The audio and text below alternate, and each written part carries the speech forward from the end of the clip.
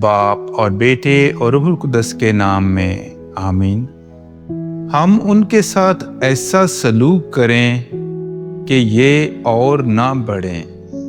ہمارے لیے آج کی تلاوت خروج کی کتاب، اس کا پہلا باب اور اس کی 8ویں آیت سے لے کر 14ویں آیت تک، اور پھر اس کی 22ویں آیت۔ اور مصر میں ایک نیا بادشاہ اٹھا جو یوسف کو نہ جانتا تھا۔ اس نے اپنے لوگوں سے کہا، دیکھو، بنی اسرائیل کے لوگ ہم سے زیادہ اور قوی تر ہیں۔ آؤ ہم ان کے ساتھ چالاکی سے سلوک کریں، تا نہ ہو کہ جب وہ اور زیادہ بڑھیں اور جنگ پڑے تو وہ ہمارے دشمنوں سے مل جائیں اور ہم سے لڑیں اور ملک سے نکل جائیں۔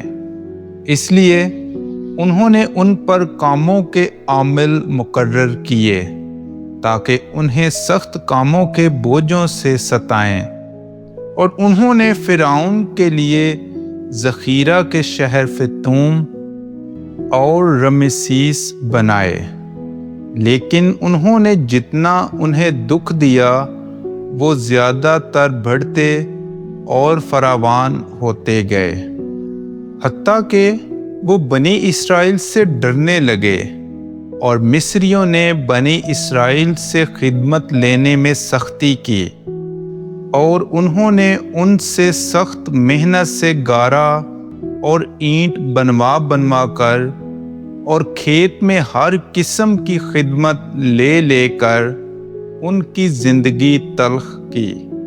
یہ ان کی تمام خدمت گزاری تھی جو وہ مار کر ان سے کرواتے تھے۔ اور فرعون نے اپنے سب لوگوں کو تاکید کر کے کہا کہ عبرانیوں میں جو لڑکا پیدا ہو تم اسے دریا میں ڈال دو، اور جو لڑکی ہو اسے زندہ رہنے دو۔